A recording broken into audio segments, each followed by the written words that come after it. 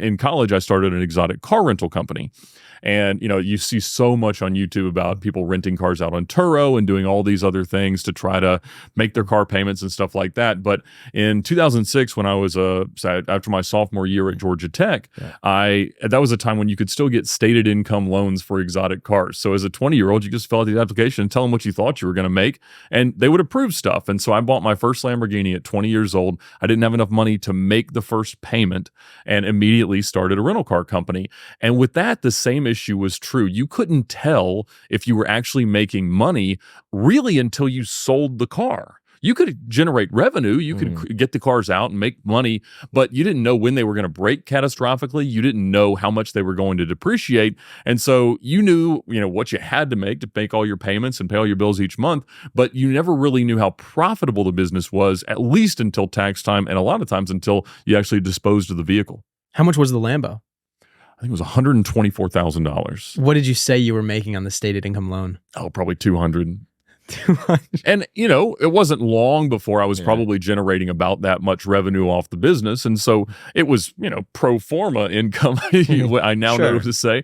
But it was a very interesting time. But for the U.S. economy, obviously lending practices like that are a lot of the reasons why it fell apart. But it, I paid all my bills and was able to generate just rock star car credit because I have multiple six-figure car loans at a time, paying them all perfectly. And so, as I shut that down and then moved on into sales at the dealership, I had better car buying ability than almost all my customers because the banks would approve whatever I asked for because I'd proven that I could pay so much in car payments, and they didn't know necessarily that those were more of a business expense than personal because I'm on the loans for them.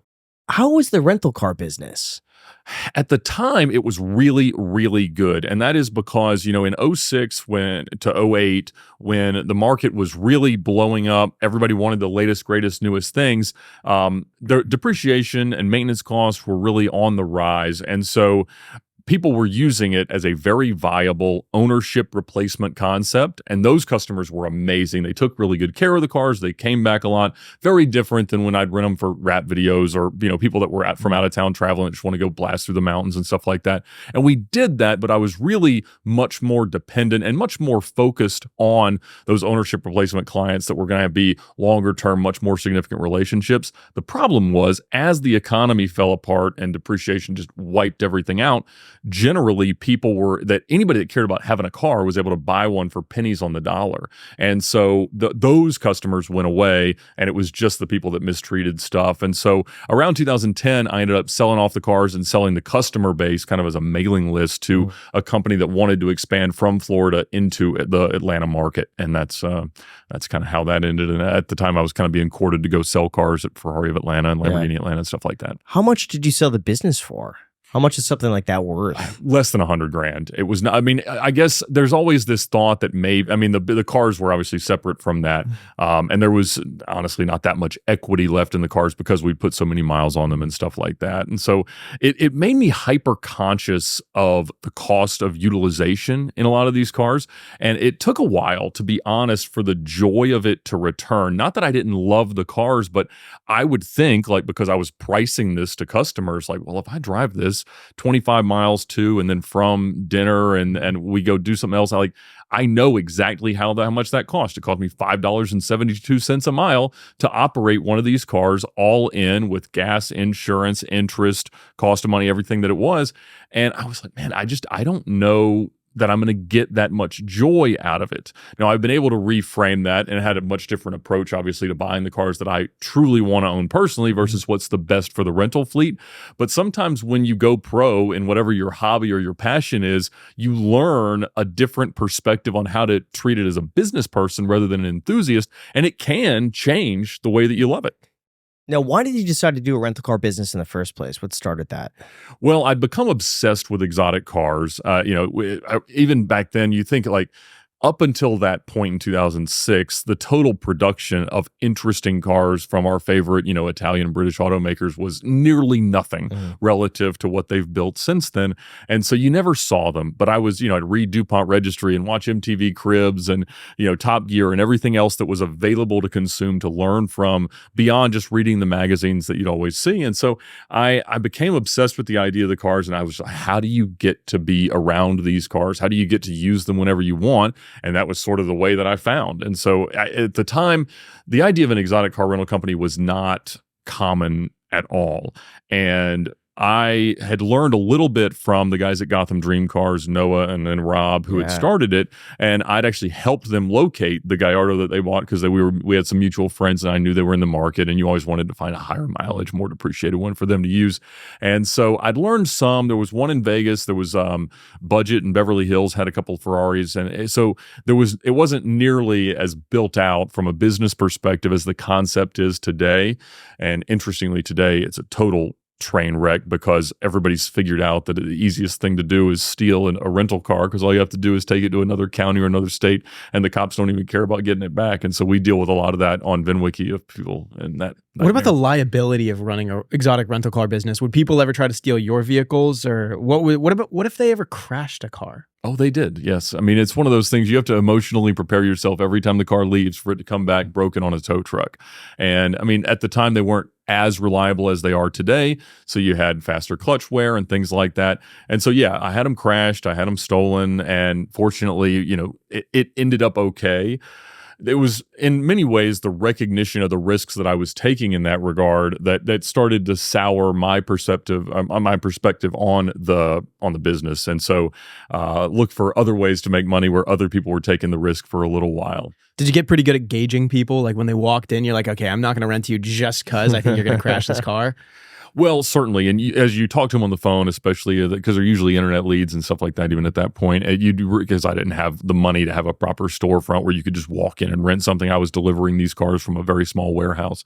But you'd have to ask them the right questions about what experiences they had in similar cars. Did they have any, or had they ever been around one, or was this their first introduction? How long you're going to have to explain to them how the car works, what they're really all about, how to treat it in order to maximize the life of everything that was consumable. And so, yeah, you had to ask hard questions to really get to the bottom of what they want to do with it. So hopefully they bring it back in as much of one piece as they can. What was the closest you had come to bankruptcy? Goodness. I mean, back then I got married in 2009. We were so broke. I mean, it was like every month was like barely making the payments, barely paying our bills. I mean, we would end months with $8. And, it was a dark time in many, many ways. And, when you think about skill versus luck, I mean, those would be there were a lot of unlucky outcomes that could have been much worse. And so, it's so hard to gauge there. But no, we had no money at all. And really just betting the farm over and over again. And it's certainly a risk profile that I wouldn't be comfortable with today. But back then, I mean, I always thought as a college entrepreneur, there's no better time to go broke than when everybody else is also broke. You could just be broke with worse credit. And in the best case scenario is you're not broke, you have great credit, and you're kind of prepared more for whatever comes next in life. Now, there were some downsides there. I wasn't able to go, study abroad or live quite the same college experience because I was working every weekend as hard as I could. But, Did you ever miss a payment on anything, or you always had perfect payment history? I never went more than 30 days late. Which is when you start to see credit reporting. I definitely was a few days late. You can blame it on the mail or whatever, but it was because I needed to rent the car out the next day in order to be able to make the payment, or the credit card processing was taking longer. So yeah, and you have people bounce checks, and there were tons of things. And a lot of times people approach me for young entrepreneur advice, and I try to be careful about, what I tell them, because what works for me it may not work for them. What would work for them probably wouldn't have worked for me. But I really should have spent some time working at Enterprise or Hertz or something like that for a summer, just to see a little more of how these companies actually work, rather than just diving in headfirst and taking all the risks. Because when I started the company at 20 years old, I wasn't even old enough to rent a car. So I couldn't go rent a car if I traveled to another city because you have to be 25 in order for your insurance to go. That's crazy that you have to be 25 to rent a car like this, but you could buy it at 20 with stated income. It was a strange time, and certainly it's something that it's a good thing that you can't do that anymore because certainly most people were not making their payments and stuff like that. But then, yeah, it was such a weird time, and it was the peculiarities of that time that made the opportunity to sell cars a lot more interesting when I kept being offered the chance to do so. Because, when I started in 2009, Lamborghini Atlanta had only sold 5 new cars that year. And by the time I left, we were selling 70, 80 or so. So a pretty big change. A lot of it was the market was just a lot healthier. The products were a lot better. But significantly, it was just such a tough time. And I was much more interested in doing that than selling, say, Ferraris, where even in 2009, there was still a wait to get a 430 Scuderia or a 16M or something like that. Whereas with Lamborghinis, everybody knew you could just walk in and buy one. And so those were going to be harder to sell. If I wanted to become good at it, it was better to start with something. And I was more passionate about certainly the V12 cars from Lamborghini than some of the Ferraris.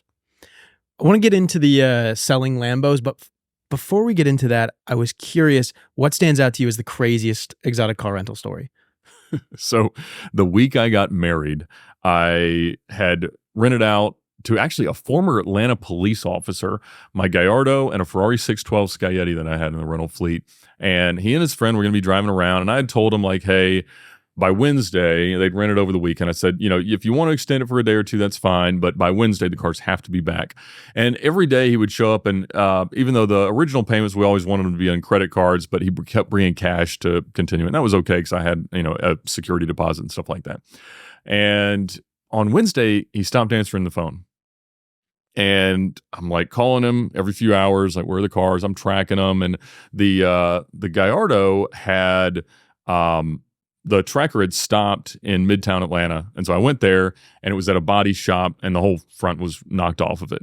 And I'm like, well, you guys are not going to repair this. I don't know what he thought, that he was going to somehow be able to get a new bumper and a hood and get this done in like a very short amount of time. But I had it moved to the body shop that I use, so at least that one was safe. But the tracker had gone dead on the 612, which should never have happened because there was an internal capacitance, but they weren't quite as advanced back then as they are now. And so I'm still calling him. And Thursday night, I'm actually at my bachelor party, and I get a phone call from a number I didn't recognize. But at that point, I'm answering anything, trying to find these cars.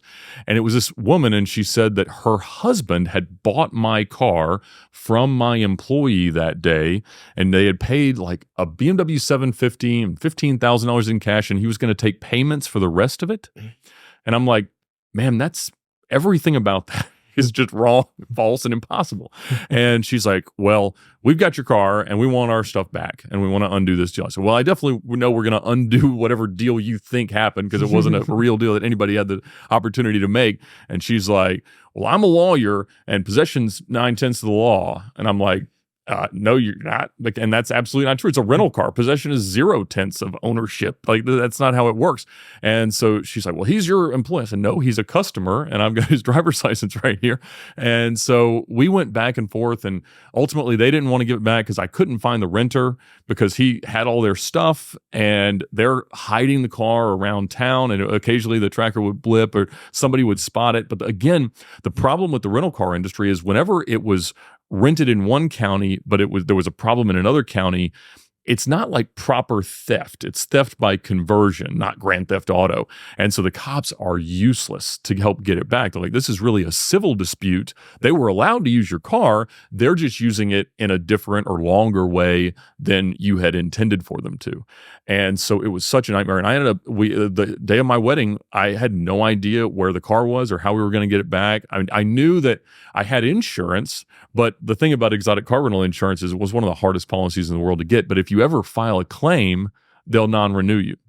And so I was like, well, I can at least get this loan paid off, but then I have to go out of business and I can't pay the rest of the loans. And so it was a dark, dark place. And I had to leave on our honeymoon and just leave. I called a lawyer that I could barely afford to pay him per hour. And I'm like, look, if you can just follow up on this while I'm gone, see if something happens, let it be the person they can give it to if they agree at whatever point.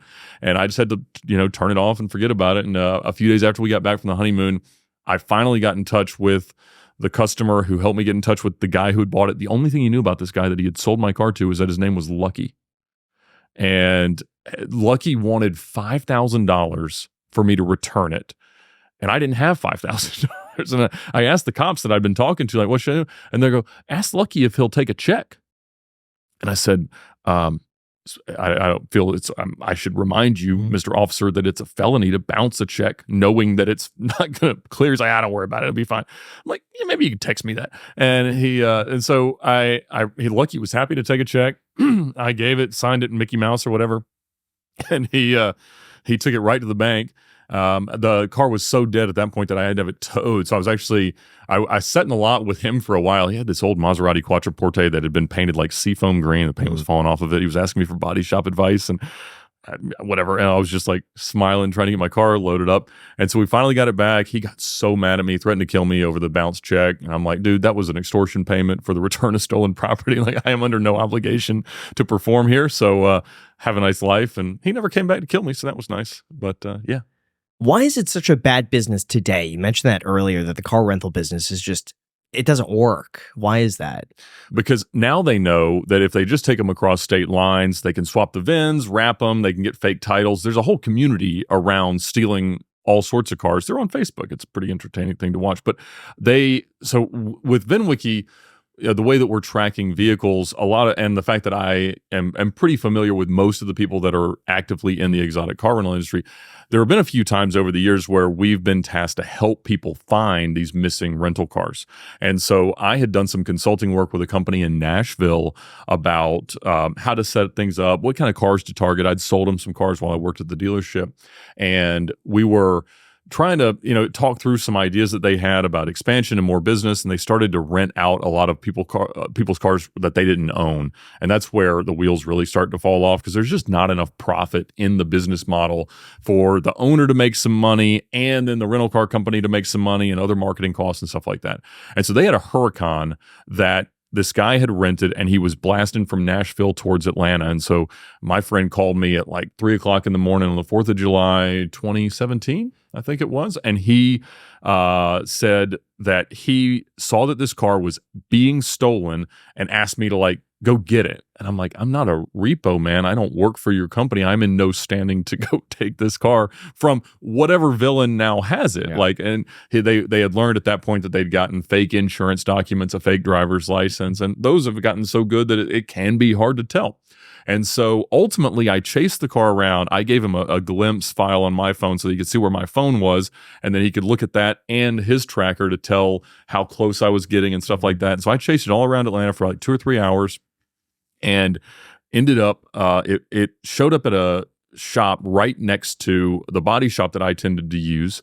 And it was odd because, like 4 or 5 in the morning, this car was, in a lit up shop. And I'm like, I'm not walking in there as me, but I called the cops. I explained to them what was going on. I'd gotten out of bed. I didn't even have my driver's license. I didn't have a wallet with me. And I'm like, look, the car is in there. I know that you don't have probable cause to go in there because of the nature of theft by conversion and stuff like that. I said, but I bet the door's unlocked. Will one of you just walk in there with me so that I don't get shot?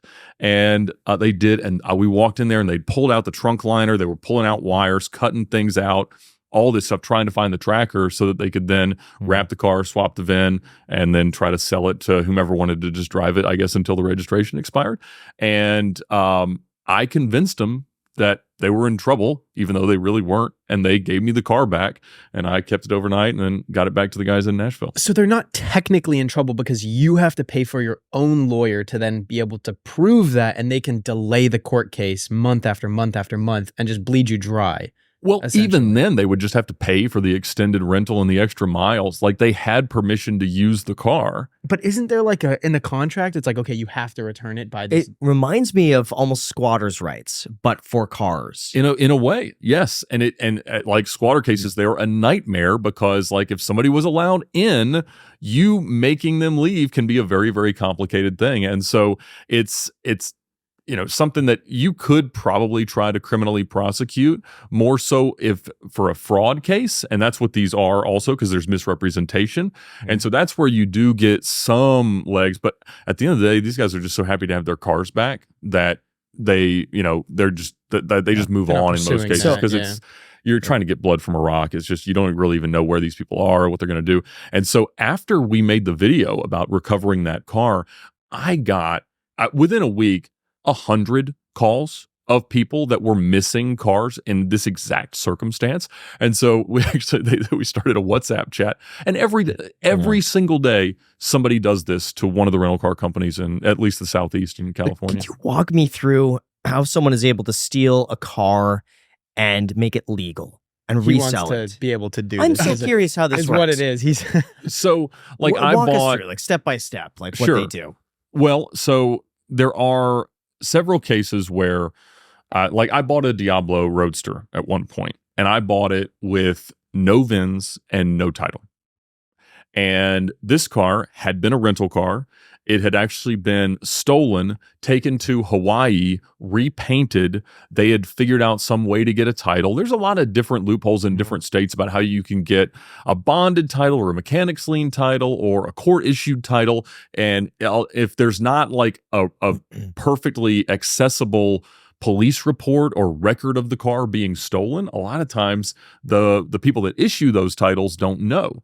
And so you can export them, you can do a lot of things, and then sometimes you can re-import them. So they'll pull the windshields out, put a new VIN on there, and then they'll be able to, if they can get a title through some way or print a fake title, then put it to a state that doesn't check as well. You can end up with a car. Now, one day it generally catches up to them. And so you hear about these cars coming back. And so what had happened with this Diablo was that effectively this dealer had figured out what happened. And he was able to triangulate back to the original owner, buy them out of their ownership of it. And he legitimately owned the car. That being said, I was going to have to go through a process of getting a bonded title and, remaking the VINs and stuff like that. And it happens. Like, there's a lot of times where, I did another one that we bought a cheap Gallardo from the Virginia State Police impound, and it was $35,000 for what would have been a $130,000 car. No, beat. But, it ran and drove, and we ended up having a contest to see who would use it in the coolest way on the channel. And so whoever came up with whatever the audience voted was like the best use of it, they could buy it from me for exactly what I paid for it. So I sold this woman in Arkansas the car for $35,000 because she was going to turn it into the Lambulance and take sick kids around at her hospital with it, which is awesome. And it still does that. Well, it doesn't run that well anymore, but they're working on it. But yeah, that was another car. No VIN or the wrong VINs. And so I just used a label maker, printed the right VINs for the police inspection and stuff like that, and we're able to get a title for it.